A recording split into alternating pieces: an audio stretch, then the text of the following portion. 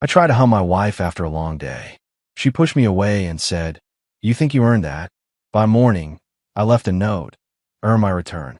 What I discovered next, about her, her sister, and the man she'd been seeing for 10 years, made me question everything, including my own son. My name is Dean Pritchard. I'm 44 years old, and I run a small accounting firm in Columbus, Ohio. For 17 years, I thought I had built something solid.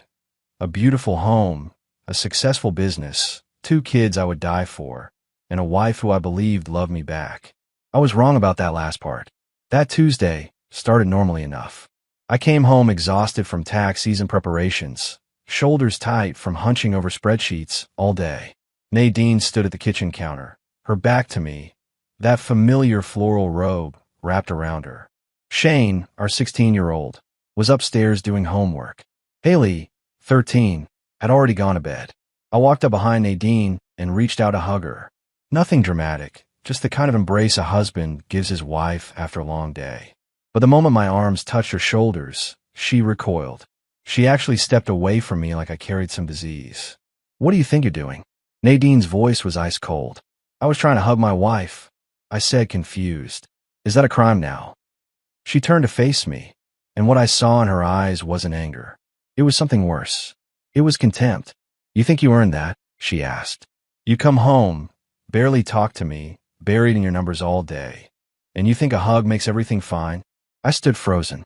17 years of marriage, and she looked at me like I was a stranger asking for spare change. "Nadine, what's going on with you?" "Nothing's going on with me, Dean. Maybe something's finally going right." She walked past me without another word, taking her tea upstairs. I stood in that kitchen for 20 minutes, replaying every moment, wondering when my wife had become someone I didn't recognize. I didn't sleep that night. Instead, I sat in my home office, staring at our wedding photo on the shelf. By 4 in the morning, I had made my decision. I packed one bag with essentials and wrote a note on the kitchen counter where she'd find it with her morning coffee. 4 words, "Earn my return." Dean. I left before sunrise, before the kids woke up, before I could second-guess myself. I didn't know where I was going. I just knew I couldn't stay in a house where my own wife flinched at my touch. I drove for 3 hours without stopping. The sun came up somewhere around Zanesville, painting the highway in shades of orange I would have appreciated on any other day. But that morning, all I could see was Nadine's face, that look of pure disgust when I tried to hold her. I found a motel outside of Cambridge, one of those places where nobody asks questions and the coffee tastes like yesterday's regrets. The room smelled like cigarette smoke and pine air freshener, but it had a bed and a lock on the door. That was enough. For the first few hours, I just sat there. No television, no phone calls, just silence and the hum of the ancient heating unit. My mind kept replaying the last year, searching for clues I might have missed. The late nights Nadine claimed she spent with her sister Denise. The business trips that seemed to multiply. The way she started sleeping with her phone under her pillow. Around noon, I finally turned on my phone. 14 missed calls. 8 from Nadine, 4 from Shane, 2 from my brother Stuart. I ignored them all and opened our family phone plan account instead. What I found made my stomach turn. One number appeared over and over in Nadine's call history. Always after 10 at night. Always when I was asleep or traveling for client meetings. The calls lasted anywhere from 45 minutes to 2 hours. This wasn't a friend catching up. This was something else entirely. I didn't recognize the number, but the area code was local. Whoever this person was, they lived close enough to be dangerous. My hands trembled as I scrolled through 3 months of records. The pattern was meticulous. They never called during family dinners. Never on weekends when I was home all day. Whoever Nadine was talking to, they knew my schedule. They were careful, calculated. I wrote down the number on a motel notepad and stared at it for a long time. Part of me wanted to call it right then, demand answers, hear the voice of the man who might be destroying my marriage. But I wasn't ready for that conversation. Not yet. Instead, I called my brother Stuart. "Dean, where the heck are you?" Stuart's voice was tense. Nadine called me crying, said you left in the middle of the night. Shane's worried sick. "I'm fine," I said. "I just needed some space." Space from what? What happened? I told him about the kitchen, about the hug, about the words that felt like a slap across my face. Stuart listened without interrupting, which wasn't like him at all. When I finished, he was quiet for a moment. Then he said something that stopped my heart. Dean, I wasn't going to say anything, but maybe now's the time. Last month, I saw Nadine at that Italian place on 5th Street. She wasn't alone. Some guy in a suit. I figured it was a client meeting or something, but they were sitting pretty close. Did you see his face? Tall guy, maybe mid-40s. Gray at the temples. Looked like money. I thanked Stuart and hung up. My wife wasn't just cold. She wasn't just distant. She was living a double life, and everyone seemed to know except me. I looked at that phone number again. Tomorrow, I would find out exactly who had stolen my wife's heart. Tonight, I would plan. The next morning, I woke up with a purpose. No more sitting in motel rooms, feeling sorry for myself.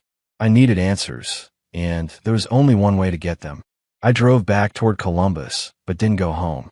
Instead, I parked outside a private investigation office I'd found online the night before. The building was unremarkable, sandwiched between a dry cleaner and a sandwich shop. Inside, a man named Vince DeLuca sat behind a cluttered desk, looking exactly like you'd expect a former cop to look. Tired eyes, thick hands, and a wedding ring tan line on his finger. Divorce cases are my bread and butter, Vince said after I explained the situation. Give me that phone number in a week. I'll tell you everything about this guy, including his shoe size. I handed over the number and a photo of Nadine from my wallet. Vince studied it for a moment, then nodded. Pretty woman. They usually are in these cases. I'll be in touch. While Vince worked his magic, I checked into a different motel closer to the city. I couldn't stay away forever. Shane and Haley needed to know their father hadn't abandoned them. But I wasn't ready to face Nadine. Not until I knew exactly what I was dealing with. That evening, I met my friend Terrence at a bar near his office. We'd known each other since college, back when life was simple and the future seemed limitless. He was the only person besides Stuart I could trust with this. You look terrible, Terrence said, sliding a beer across the table. Feel worse than I look, I replied. I told him everything. The rejection in the kitchen, the phone records, Stuart's sighting at the restaurant. Terrence listened without interruption, his expression growing darker with each detail. Dean, I need to tell you something, he said when I finished. I wasn't sure if it meant anything, but now I think it does. About 2 months ago, I ran into Nadine at that charity gala downtown. The one for the children's hospital. You were supposed to go, remember? But you had that emergency with the Patterson account. I remember. What about it? She was there with some guy. Introduced him as a colleague from her sister's company. But the way they moved together, the way he touched the small of her back when they walked, that wasn't professional, Dean. I convinced myself I was reading too much into it. What did he look like? Tall, good-looking in that polished corporate way. Gray hair, expensive suit. Drove a silver Lexus. My hands tightened around my beer glass. This matched Stuart's description perfectly. The same man, appearing at multiple events with my wife while I worked late to provide for our family. Did you catch his name? Terrence frowned, trying to remember. Douglas something. I think she said Douglas. Douglas. Now the ghost had a name. I thanked Terrence and drove back to my motel, my mind racing. This wasn't a recent affair. This was something that had been building for months, maybe longer, right under my nose. They had been careful, choosing events where I wouldn't be present, constructing alibis that would never raise suspicion. But careful people make mistakes. Everyone does eventually. And with Vince digging into that phone number, and now a first name to work with, those mistakes were about to surface. I sat on the edge of my bed and pulled out my phone. Shane had texted me 3 times, asking where I was and if I was okay. My son, the boy I'd raised for 16 years, worried about his father. I typed back a simple message. I'm safe. I love you. I'll explain everything soon. Whatever happened next, my children would know the truth. They deserve that much. Vince called me 4 days later. His voice was flat, professional, but I could hear something underneath it. Sympathy, maybe, or just the weariness of a man who delivered bad news too many times. Got your information, he said. You're going to want to sit down for this. I was already sitting in my motel room, but I gripped the edge of the mattress anyway. The number belongs to a prepaid phone, but I traced the purchase to a credit card. The car belongs to a man named Douglas Kemp, 46 years old, partner at Kemp and Harrington Law Firm downtown, specializes in corporate mergers and acquisitions. Divorced twice, no kids. Net worth somewhere north of $4 million. Douglas Kemp, a name I'd heard before, but couldn't quite place. There's more, Vince continued. I did some digging into his background. Kemp has a reputation. Likes married women, specifically ones whose husbands are too busy working to notice. This isn't his first rodeo, Dean. 3 years ago, he was named in a divorce case as the other man. The husband tried to sue him for alienation of affection, but Kemp's lawyers got it dismissed. A professional homewrecker. That's who my wife had chosen over me. What about Nadine? Any evidence they've been meeting in person? I've got photographs from last week. Before you called me, they met at a hotel outside the city, the Marriott near the airport. Stayed for 3 hours in the middle of the afternoon while you were probably at work and your kids were at school. 3 hours. In a hotel room. While I ran numbers for clients who trusted me to handle their finances, my wife was handling something else entirely. Send me everything, I said. Photos, records, all of it. Already in your email. Dean, one more thing. I looked into your family's finances like you asked. There's a second mortgage on your house. Taken out 8 months ago for $180,000. The signature is your wife's, but the paperwork lists both of you as borrowers. I felt the room spin. I never signed anything like that. I figured, you might want to check your kids' college funds too. Your wife is listed as the primary account holder on both. After Vince hung up, I sat in silence for a long time. The woman I married, the mother of my children, had been draining our finances while sleeping with a millionaire lawyer. It didn't make sense. If Douglas Kemp was so wealthy, why did Nadine need our money? Then it hit me. She wasn't stealing for him. She was building her escape fund, a safety net for when she finally left me, made up of money I had earned through years of 70-hour work weeks. I opened my laptop and logged into the education savings accounts. The balance in Shane's fund, $12. Haley's fund, $37. Between them, I had saved over $90,000. Gone. All of it gone. My hands trembled, but not from sadness. From rage. Cold, focused rage. I picked up my phone and called my own lawyer. It was time to stop being a victim and start being the man my children needed me to be. My lawyer worked fast. Within 48 hours, he had subpoenaed the bank records and discovered exactly where our money had gone. The second mortgage payments were being deposited into a private account under Nadine's maiden name. The children's education funds had been liquidated over the course of 2 years, transferred in small amounts to avoid detection. But the real shock came when I finally decided to confront someone who might have answers. Nadine's sister, Denise. I found her at her apartment on the east side of Columbus. She opened the door with a look of genuine surprise, clearly not expecting me. Dean, what are you doing here? Nadine's been worried sick. She says you just vanished without any explanation. Can I come in? I asked. We need to talk. Denise hesitated, then stepped aside. Her apartment was small but tidy, filled with photographs of family gatherings where I now appeared as the fool who didn't know his wife was cheating. I know about Douglas Kemp, I said, not bothering with small talk. Denise's face went pale. She tried to recover, but the damage was done. Her reaction told me everything I needed to know. I don't know what you're talking about, she stammered. Don't lie to me, Denise. I have phone records. I have photographs. I have emails going back over a year. What I want to know is how long you've been covering for her. Denise sank on her couch, her hands trembling. For a long moment, she didn't speak. When she finally looked up, her eyes were wet with tears. 10 years, she whispered. The words hit me like a freight train. 10 years. Not months. Not a year or two. A decade. What did you just say? They've been seeing each other for 10 years, Dean. On and off at first, then more regularly after Haley was born. I told her stop. I begged her to end it. But she said Douglas made her feel alive in a way you never could. I stood frozen, trying to process the magnitude of this betrayal. Shane was 16. If this affair had been going on for 10 years, that meant it started when he was only 6 years old. When Haley was just 3. Did she ever mention anything about Shane? I asked, my voice barely above a whisper.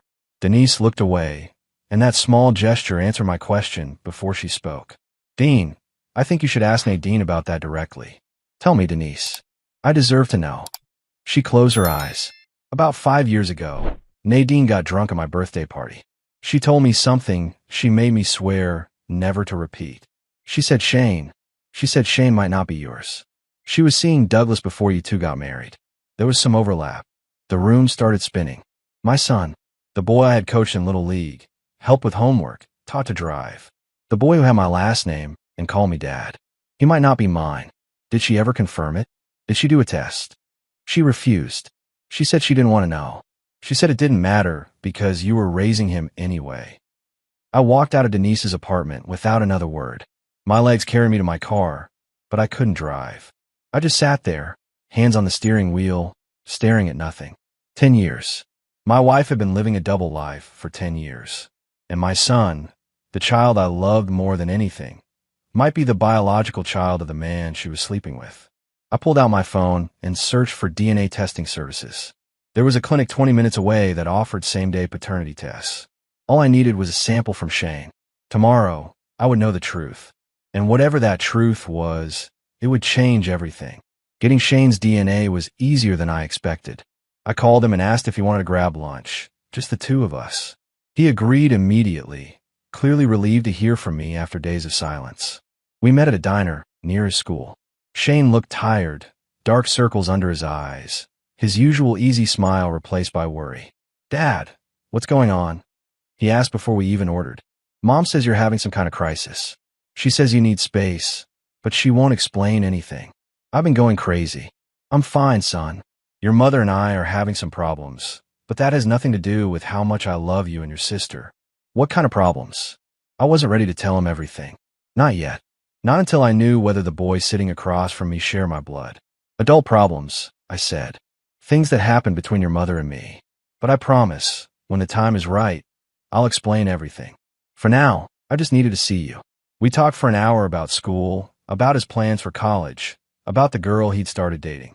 Normal father-son conversation, except nothing about it felt normal anymore.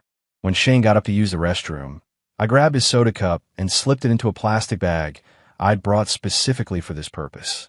His saliva would be enough for the test.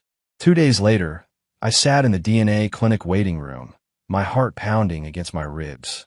The technician called my name and handed me an envelope. Her face was professionally neutral, but something in her eyes suggested she knew this moment would change my life. I opened the envelope right there in the waiting room. Probability of paternity, 0%. The alleged father is excluded as the biological father of the tested child. 0%. Not low probability. 0. Shane wasn't my son. He had never been my son. For 16 years, I had poured my heart and soul into raising another man's child while that man was sleeping with my wife. I don't remember driving back to my hotel. I don't remember parking the car or walking to my room. The next thing I knew, I was sitting on the edge of the bed, holding the results in hands that wouldn't stop shaking. Douglas Kemp wasn't just Nadine's lover. He was Shane's father, and everyone knew except me. I thought about Denise, who had kept this secret for years.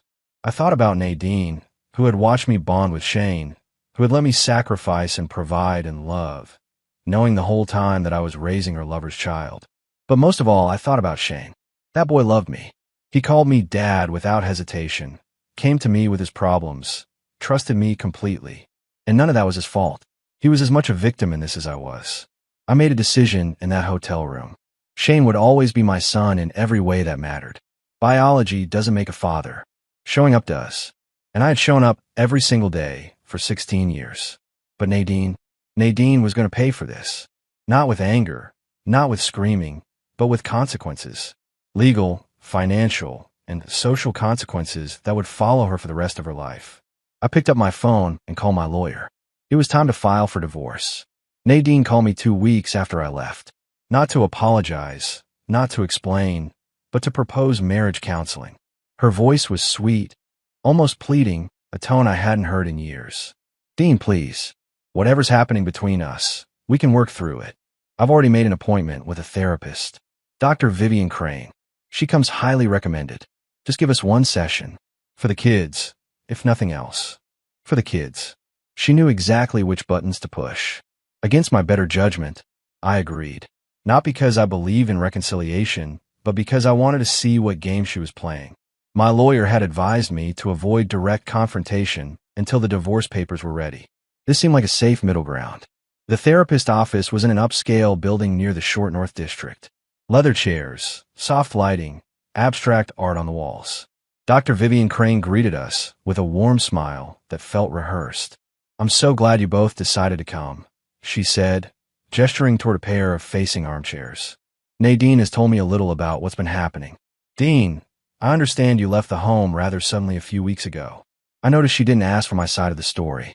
She already had Nadine's version and seemed satisfied with it. I left because my wife made it clear she didn't want me there, I said calmly. Dr. Crane nodded sympathetically, but her eyes stayed on me with an intensity that felt more like evaluation than understanding. Nadine mentioned that you've been under a lot of stress at work, that you've become emotionally distant over the past year. Would you say that's accurate? I looked at Nadine, who sat with her hands folded, the picture of wounded innocence. No, I said.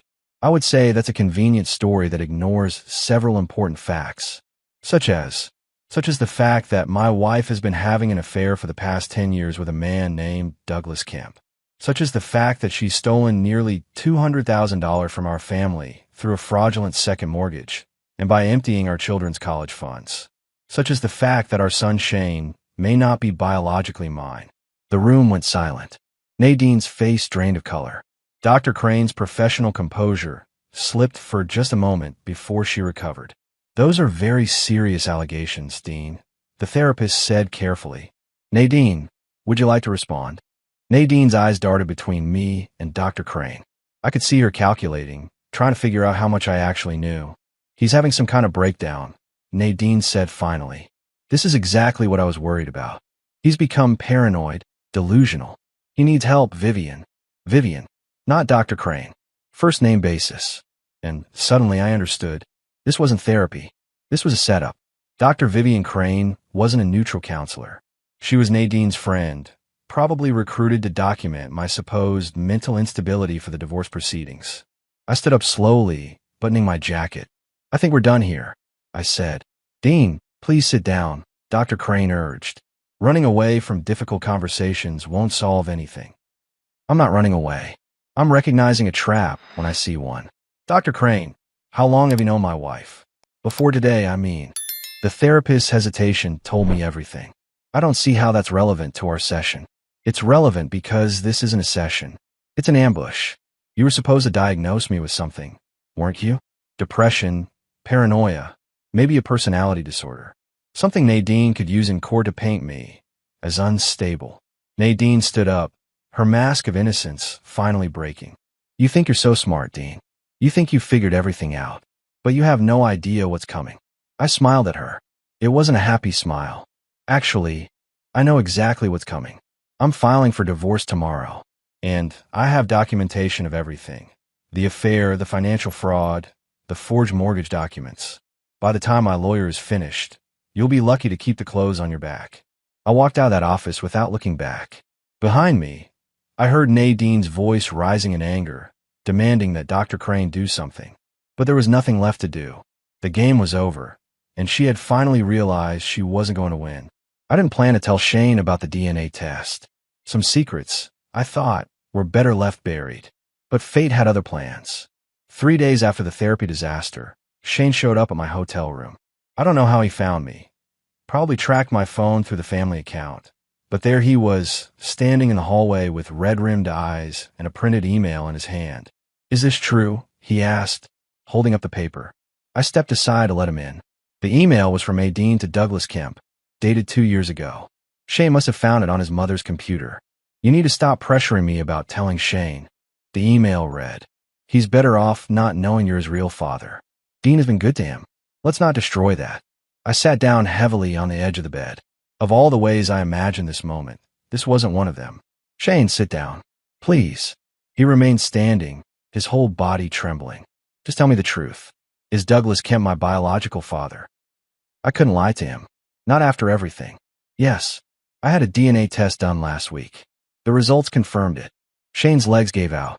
He collapsed into the chair by the window, staring at me with a devastation I will never forget. You're not my dad? I am your dad, I said firmly. I've been your dad for 16 years. I taught you to ride a bike. I sat with you through every fever, every nightmare, every broken heart. I've loved you since the moment you were born. A piece of paper doesn't change any of that. But biologically, biology is just genetics. It's not love. It's not sacrifice. It's not showing up every single day. Douglas Kemp provided some DNA. I provided everything else. So you tell me, Shane, who's your real father? The boy broke down. He crossed the room and fell into my arms, sobbing like he hadn't since he was a little kid. I held him tight, my own eyes burning. I don't care about him, Shane said through his tears. I don't care about any of it. You're my dad. You've always been my dad. And I always will be. Nothing changes that. Not your mother's lies. Not some test results. Nothing. We stayed like that for a long time. When Shane finally pulled back, his face was calmer, more resolved. What happens now, he asked. I'm divorcing your mother. It's going to get ugly. She's going to say things about me, try to turn you and Haley against me. I need you to be strong. What about Haley? Does she know? No. And I'm not sure she needs to. She's only 13. This is between your mother and me. You kids shouldn't have to carry our burdens. Shane nodded slowly. I want to stay with you. When the divorce happens, I want to live with you. That might be complicated. Your mother will fight for custody. Then we fight back, Shane said, and in that moment I saw myself in him. Not genetics, but character. The way a man faces adversity. Yeah, I agreed. We fight back. Together. The divorce papers arrived at Nadine's door on a Thursday morning. I know because my lawyer called me the moment the process server confirmed delivery. She's going to be served with everything, he said. The affair documentation, the financial fraud evidence, the forged mortgage papers. Her attorney is going to have a very interesting day. I expected Nadine to call me screaming. Instead, she showed up at my hotel room that evening, mascara streaked down her face, looking nothing like the cold woman who had pushed me away in our kitchen. Dean, please, she begged the moment I opened the door. We can work this out. I made mistakes, terrible mistakes, but we have 17 years together. We have children. Doesn't that mean anything to you? I leaned against the doorframe, arms crossed. It meant everything to me. That's why I worked 70-hour weeks to provide for this family. That's why I missed vacations and holidays to make sure Shane and Haley had college funds. Funds you emptied, by the way. I can explain about the money. Can you explain about Douglas Kemp? Can you explain 10 years of lies? Can you explain letting me raise his son while you two laughed behind my back? Nadine flinched like I'd slapped her. I never laughed at you. Neither did Douglas. It wasn't like that. Then tell me what it was like. Help me understand how a woman looks her husband in the eye every day for a decade while sleeping with another man. She was silent for a long moment. When she spoke, her voice was barely a whisper. I was unhappy, Dean. You were always working, always stressed. Douglas made me feel seen. He made me feel alive. So instead of talking to me, instead of suggesting counseling or separation, you chose to betray everything we built. You chose to steal from your own children. You chose to let me bond with a boy who wasn't mine while keeping me in the dark. Shane loves you. That part was real. Shane loves me because I showed up. Every single day, I showed up. That's what fathers do. Douglas Kemp didn't show up. He just took what he wanted and let someone else do the hard work. Nadine reached for my hand, but I stepped back. Dean, I'm begging you. Don't destroy our family over this. I'll end things with Douglas. I'll pay back the money somehow. We can start over. I looked at this woman I had loved for 17 years. Part of me wanted to believe her. Part of me remembered the girl I married, the mother of my daughter, the life we had built together. But that life was built on lies. And you can't rebuild on a foundation that's already rotten. No, I said quietly. We can't start over. You had 1,000 chances to tell me the truth, and you chose deception every single time. The divorce is happening. The only question now is whether we do this civilly or whether I release every piece of evidence I have to our friends, our families, and your precious Douglas Kemp's professional network. Nadine's expression hardened. The mask of the grieving wife slipped away, replaced by something colder. You'll regret this, Dean. I'll make sure of it. I already have regrets, Nadine. 17 years of them. But walking away from you isn't one of them. I closed the door in her face. Through the wood, I heard her standing there for a long moment before her footsteps finally retreated down the hallway. It was over. Not the legal battle. That would take months. But the marriage. The pretense. The hope that somehow this could be fixed. I sat down on the edge of my bed and felt something I hadn't expected. Relief. The weight of a decade of lies was no longer mine to carry. Whatever came next, I would face it as a free man. The divorce was finalized on a crisp October morning. Judge Harrison reviewed the evidence, listened to both attorneys, and made his ruling. I received the house, primary custody of Haley, and joint custody of Shane. Nadine was ordered to repay the stolen education funds from her share of the marital assets, which left her with almost nothing. Douglas Kemp didn't fare much better. When his law firm learned about the forged mortgage documents, evidence my lawyer strategically shared with their ethics board, they launched an internal investigation. He wasn't disbarred, but he was forced into early retirement. His reputation in Columbus legal circles was destroyed. Nadine moved in with her sister Denise. Last I heard, Douglas had ended their relationship. Apparently, the affair was only exciting when it was secret. Once everything came into the light, he discovered he didn't actually want to build a life with my ex-wife. He just wanted the thrill of taking something that belonged to someone else. Shane graduated high school that spring with honors. He gave a speech at the ceremony about the importance of integrity, about how a man's character is defined not by his circumstances, but by his choices. I sat in the audience with Haley beside me, tears running down my face. After the ceremony, Shane found me in the crowd. "Thanks, Dad," he said, hugging me tight. "For everything. For staying. For fighting. For being my father even when you didn't have to be." "I always had to be," I replied. "That was never a choice. That was just love." Haley adjusted better than I expected. She was angry at her mother for a while, confused about why our family had broken apart. But kids are resilient, and with time and patience, she came to understand that some relationships can't be saved, no matter how much we might want them to be. I started dating again about 5 months after the divorce. Nothing serious at first, just coffee with a woman named Rebecca who I met through my accountant's wife. She was divorced too, with a teenage son of her own. We understood each other's wounds in a way that felt comfortable rather than forced. One evening, sitting on my back porch watching the sun set over the yard I had almost lost, I thought about that night in the kitchen. The night Nadine pushed me away and asked if I thought I had earned her affection. The truth was, I had spent 17 years earning things that should have been freely given. Love shouldn't require payment. Respect shouldn't be a transaction. A marriage shouldn't be a ledger of debts and credits. I had written "earn my return" on that note because I was angry and hurt. But looking back, I realized that wasn't really what I wanted. I didn't want Nadine to earn anything. I wanted her to love me the way I had loved her, unconditionally, completely, without keeping score. She couldn't do that. Maybe she never could. But somewhere out there, someone would. And in the meantime, I had my children, my integrity, and a future that belonged entirely to me. That was enough. That was more than enough.